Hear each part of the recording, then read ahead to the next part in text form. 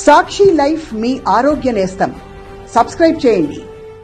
AP రాజకీయాలపై షర్మిలకు అవగాహన లేదన్నారు సజ్జల రామకృష్ణారెడ్డి. షర్మిలకు ఏ అన్యాయం చేశామో ఆమె చెప్పాలన్నారు. షర్మిల మాట్లాడిన ప్రతిదానికి సమాధానం చెప్పాల్సిన అవసరం లేదని స్పష్టం చేశారు. చంద్రబాబు ఇచ్చిన స్క్రిప్ట్నే షర్మిల చదువుతున్నారని ఆరోపించారు. వైఎస్ఆర్ కుటుంబాన్ని ఇబ్బందుల్లోకి నెట్టింది కాంగ్రెస్ కాదా అని ప్రశ్నించారు సజ్జల. కంటిన్యూస్గా ఒక హోరు క్రియేట్ చేయాలని ప్రయత్నం చేయడము, తన తిట్టే కార్యక్రమము, ఉపన్యాసాలు, వ్యంగ్యాస్త్రాలు రకరకాలు చూస్తూనే ఉన్నారు, అందరూ చూస్తున్నారు. సరే, ఆమె మాట్లాడిన మాటలకు సంబంధించి అన్నిటికీ సమాధానాలు ఎందుకు ఇవ్వాల్సిన అవసరం లేదంటే, ఇక్కడ రాజకీయాల గురించి కానీ, ఇక్కడ జరుగుతున్న అభివృద్ధి కానీ, ఇంకొకటి కానీ, రాష్ట్ర వ్యవహారాల గురించి కానీ ఆమె ఏమి అవగాహన ఉన్నట్టయితే లేదు, కనపడట్లా. అందువల్లే మాట్లాడే మాటల్లో అసలు దేనికి ఒకదానికి ఒకటి పొంతన ఉండట్లా. ఆయన కోసం మరణించిన వాళ్ళ కుటుంబాలను పరామర్శించాలని ఓదార్పు యాత్ర చేపడితే అడ్డంగా దానికి నో చెప్పి, దాని తర్వాత కక్ష సాధింపు చర్యలు మొదలుపెట్టి వేధిస్తున్నప్పుడు అది షర్మిలమ్మకు తెలుసు. ఫైనల్గా సోనియా గాంధీ దగ్గర కలిసినప్పుడు జగన్మోహన్ రెడ్డి గారు, విజయమ్మ గారు, షర్మిలమ్మ గారు వాళ్ళు ముగ్గురే ఉన్నారు. అక్కడ ఏం జరిగింది అనేది కూడా ఆమెకు తెలుసు. సరే, అది గతం అయిపోయిన తర్వాత అంత మాత్రాన రాజకీయ పరంగా దారులు వేరు కాకూడదని ఎవరు మనం. ఇక్కడికి వచ్చేసరికి కుటుంబాన్ని చీల్చడం అనేది ఆయనన్న కాంటెక్స్ట్. ఆ రోజు ఎప్పుడైతే బయటకు వచ్చి పార్టీ పెట్టగానే బాబాయ్ వాళ్ళ చిన్నాన్నను వివేకానంద రెడ్డి గారికి మంత్రి పదవి ఇచ్చడం, ప్రలోభ పెట్టడం, ఆ తర్వాత పోటీకి దించడం విజయమ్మ గారికి పోటీగా, ఇవన్నీ అందరు చూశారు.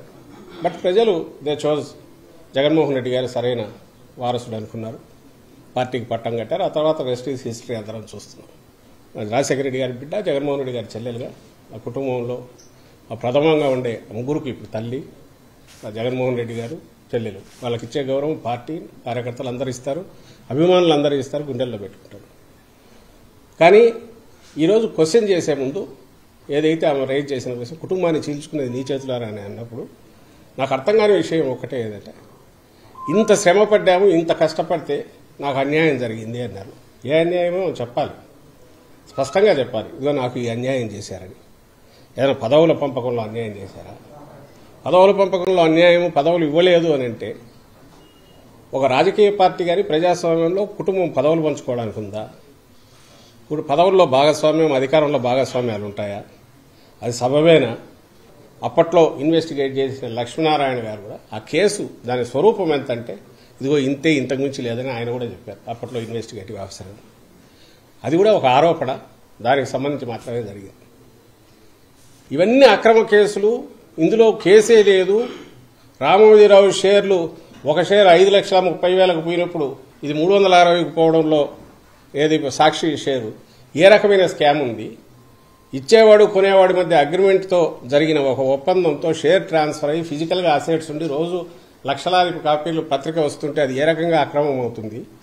ఇది మ్యూచువల్ అగ్రిమెంట్తో జరిగిన డీల్ అయినప్పుడు ఇందులో కేసు ఏముందని అన్ని రకాలుగా చేసిన ఇప్పటికీ నడుస్తుంది. ఆ కేసు ద్వారా కేసు ఉంది. ఎందుకు ఇంతగా ప్రొలాంగ్ చేసి చెప్తున్నానంటే, అంతు చూడాలి జగన్మోహన్ రెడ్డి గారిది అని చెప్పి ఆ రోజు కాంగ్రెస్ పార్టీ చేసిన ప్రయత్నాలన్నీ నేలకు కొట్టిన బంతి ఎట్లయితే పైకి గుర్తుంది, జగన్మోహన్ రెడ్డి గారు అంత ఇదిగానే పైకి ఎదిగారంటే అందులో లక్షలాది కార్యకర్తలు, వైఎస్ఆర్ గారి అభిమానులు, అలాగే నాయకులు స్వచ్ఛందంగా ఆయనతో అడుగుల్లో అడుగు వేసి నడవడం, అందులో షర్మిలమ్మ గారి పాత్ర ఉంది, విజయమ్మ గారి పాత్ర ఉంది. ఏదో ఒక లెవెల్లో అందరిది ఉంటుంది. ఆ రోజు ఆరోగ్యశ్రీ ఇది పెట్టారు, ఈ రోజు లేదు. ఆ రోజు రైతుకు ఇది వచ్చింది, ఈ రోజు లేదు. అసలు ఎక్కడ రైతులకు సంబంధించి ఈ రోజు ఇచ్చినంత భరోసా, అది నేమ్ సబ్సిడీలు కానీ, ఇంకో ఇన్పుట్ సబ్సిడీ కానీ, క్రాప్ ఇన్సూరెన్స్ కానీ, క్రాప్ ఇన్సూరెన్స్ లేదంటారు. తీసుకున్న రైతులందరూ ఏమనుకుంటారు ఇప్పుడు? అంటే ఇంత అబద్దం పచ్చిగా తెలియక ఆడిండొచ్చు, తెలిసి ఆడారని కూడా తెలియదు. ఎందుకంటే స్క్రిప్ట్ ఇస్తే చదివా కాబట్టి.